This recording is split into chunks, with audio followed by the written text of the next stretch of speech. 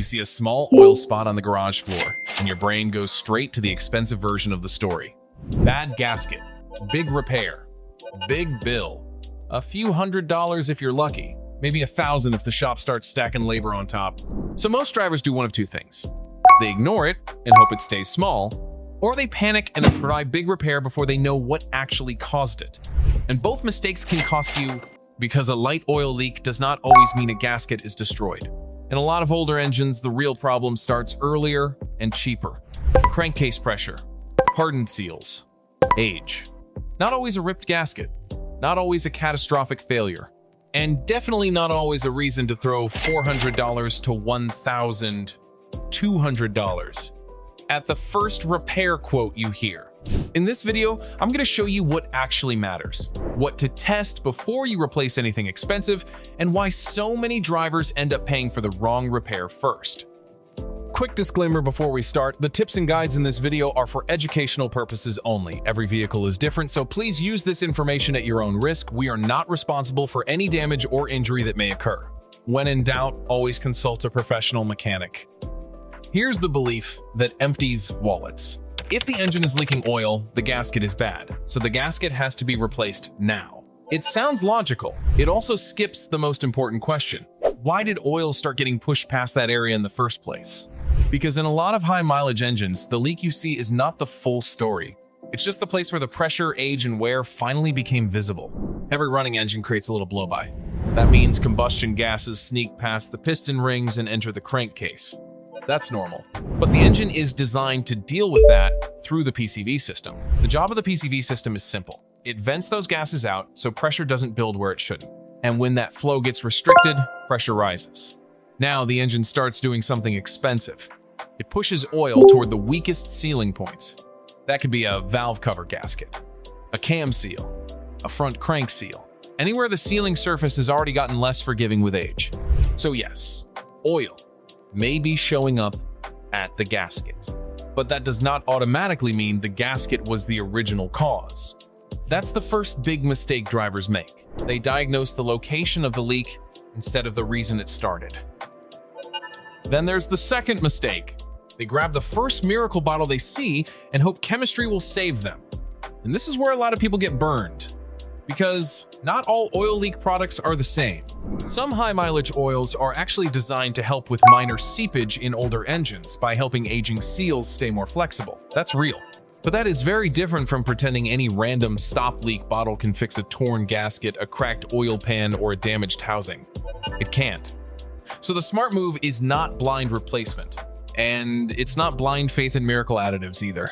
It's diagnosis first. That's how you separate a cheap fix from a real repair. So what's actually happening inside the engine? There are really 3 layers to this problem. Layer 1, pressure. If the PCV valve is stuck, restricted, or the flow path is clogged, crankcase pressure rises. And oil doesn't need a huge opening to escape. It just needs a weak spot. That's why engines can start sweating oil around seals and gaskets that are still physically there. Not torn apart, not blown out, just not strong enough to resist that pressure anymore. Layer 2, heat and age. On high-mileage engines, seals and gaskets do not always fail in one dramatic moment. Sometimes they slowly harden. They shrink a little. They lose elasticity. They stop pressing tightly against metal surfaces the way they used to. That's why a lot of older engines don't suddenly gush oil. They start with a weep, a damp film, a light oily edge, a stain that shows up once in a while. And that's where so many drivers misread the situation, because they think it's leaking now, the gasket must be done. Maybe, but maybe not. Sometimes what's actually failing is flexibility, not the entire part. Layer 3, neglect and deposits. When oil ages, oxidizes, and lives too long in a hot engine, deposits can build. Varnish, carbon residue, sticky contamination around sealing areas. Now combine that with pressure and heat-age seals, and you get exactly the kind of leak pattern that tricks people into replacing parts before they needed to. That's the real story. Pressure, age, deposits. Not always a broken gasket. And here's why this gets expensive fast. Not because every small leak is an emergency the day you notice it, but because small leaks push people into bad decisions. They either panic too early or ignore it too long. The first driver sees a wet valve cover and approves the repair, quote, immediately. No PCV check, no real diagnosis, no proof that the gasket was the root cause. They just buy labor. The second driver says it's only a little oil. They stop paying attention. They don't track the oil level. They don't check whether the seep is getting worse. And then one day the car is not dealing with a cosmetic leak anymore. Now it's low on oil. And once you let an oil leak become an oil level problem, that's where real engine damage starts entering the conversation. So the expensive part isn't always the stain on the floor. The expensive part is what happens after you misread it. That's why the smart move is neither denial nor panic. It's sequence. Check the cheap cause first. Verify the leak. Then decide. Before you let anyone sell you a gasket job, there is one small part that deserves your attention first. The PCV valve. This is the part most people skip, and it's often the cheapest place to start. Because if that valve is restricted, the engine can build exactly the kind of crankcase pressure that pushes oil past weak sealing points. That means the leak you're seeing may be real, but the reason it became visible may be cheaper than the repair quote makes it sound. And this matters because a PCV check is fast, cheap, sometimes easier than the conversation at the service counter. If your engine has over 80,000 miles and that valve has never been changed, you already have a reason to pay attention. And this is where a lot of shops upsell the symptom. They quote the gasket, maybe the front seal, maybe both, but nobody starts by asking whether the engine is venting properly. That's backwards. And while we're here, don't make the next common mistake. Don't over-tighten bolts. A lot of drivers see oil around a valve cover and think tightening the bolts harder will seal it up. Usually, it won't. Sometimes, it makes things worse. So, before replacement, before additives, before panic, start with the pressure side of the system. Now let me show you the smart sequence. This is the method, and the order matters. Step 1, check the PCV system first, not last, first.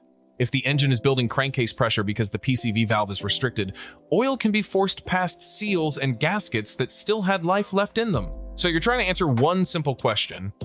Is the engine building unnecessary pressure?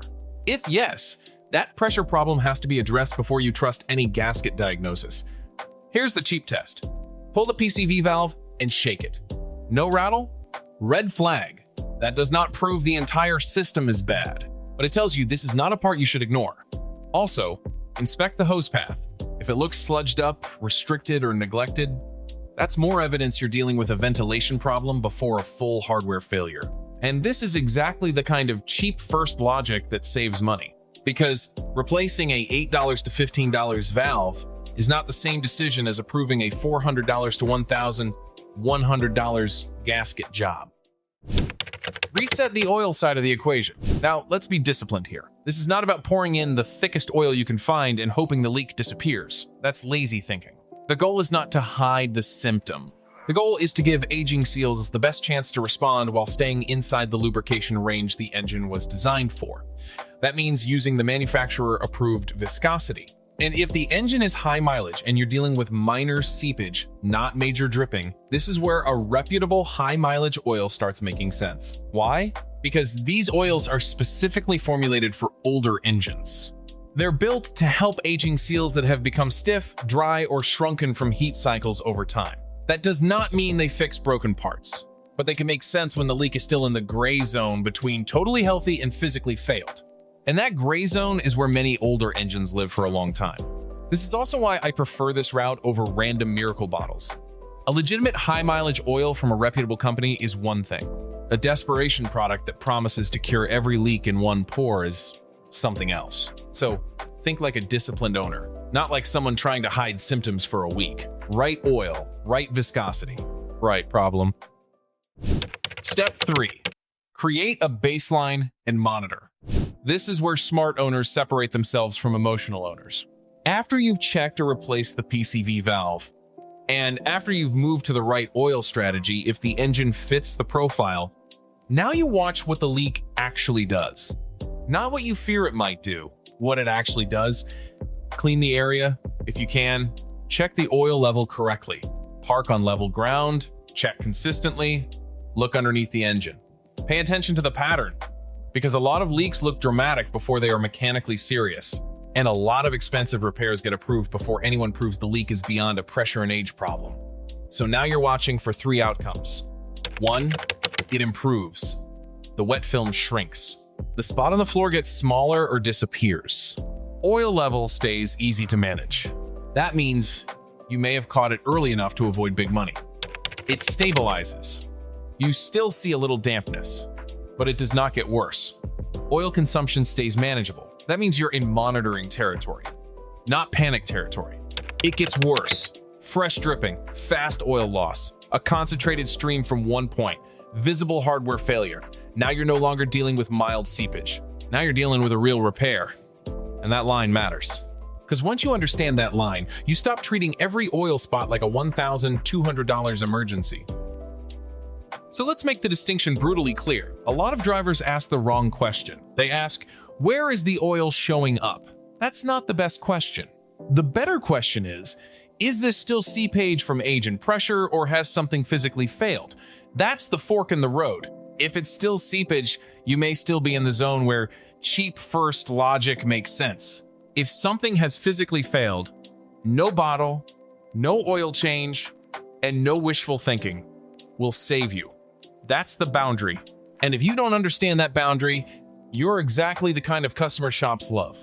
Because fear makes approval easy. Precision makes upsells harder. Now let's go through the biggest mistakes people make. Mistake number 1. Assuming the wet spot tells the whole truth. Oil travels. It runs downward, it blows backward with airflow. It collects in places that make the wrong part look guilty. So if you haven't cleaned the area and found the highest wet point, you may be blaming the wrong component. Mistake number 2. Using the wrong oil to hide the symptom.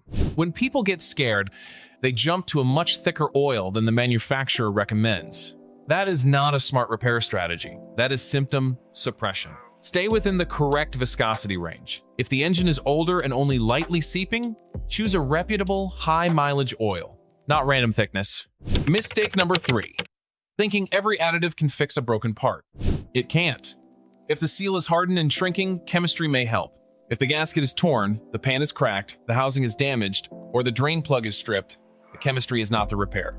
Broken hardware equals real repair. Mistake number 4. Ignoring a small leak completely.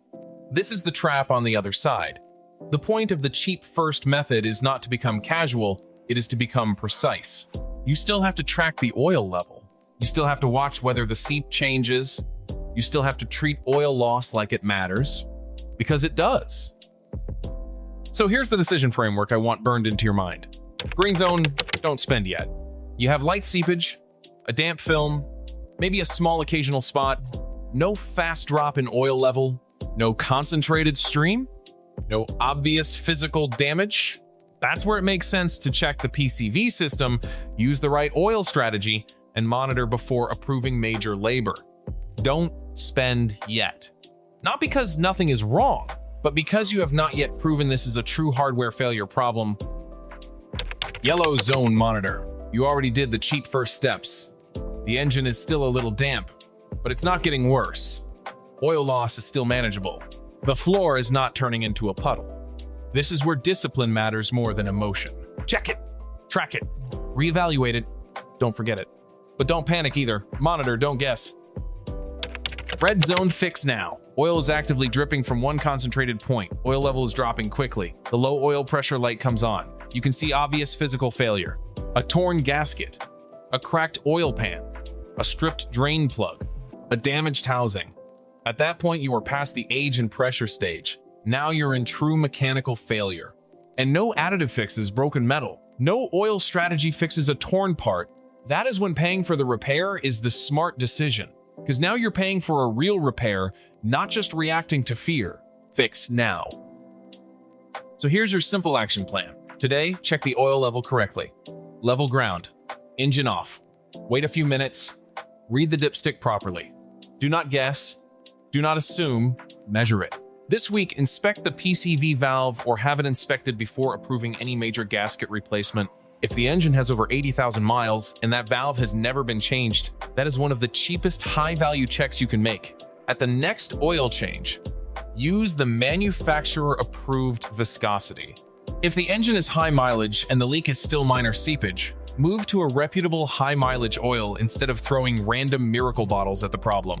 For the next 30 days, track what actually happens. Check the level, look underneath the engine, watch whether it improves, stabilizes, or gets worse.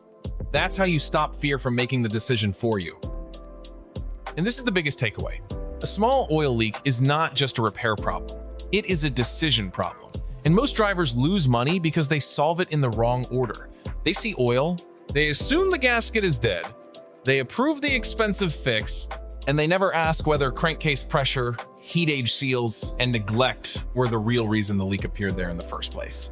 But once you understand how this works, you stop thinking like a scared owner, and you start thinking like someone who is protecting the car for the long haul. That is the real win here. Not just saving money today, but avoiding the trap of paying for the wrong repair first. Because sometimes the smartest move is not replacing parts immediately. Sometimes it is a cheap ventilation check, the right oil strategy, and 30 days of disciplined monitoring. And if the leak turns out to be beyond that, fine. Now you know. Now you're paying for a repair that is actually necessary, not an upsell built on fear. So before you let anyone sell you a big gasket job, do the smart thing first. Check the pressure, verify the leak, monitor the oil level, separate Seepage from real failure. That one sequence can save you hundreds of dollars. And more importantly, it can keep you from making the exact mistake that costs most drivers the most money, paying for the wrong repair first. Every script, edit, and voiceover on this channel is crafted with real human expertise, not mass-produced content. If this helped you, subscribe for more.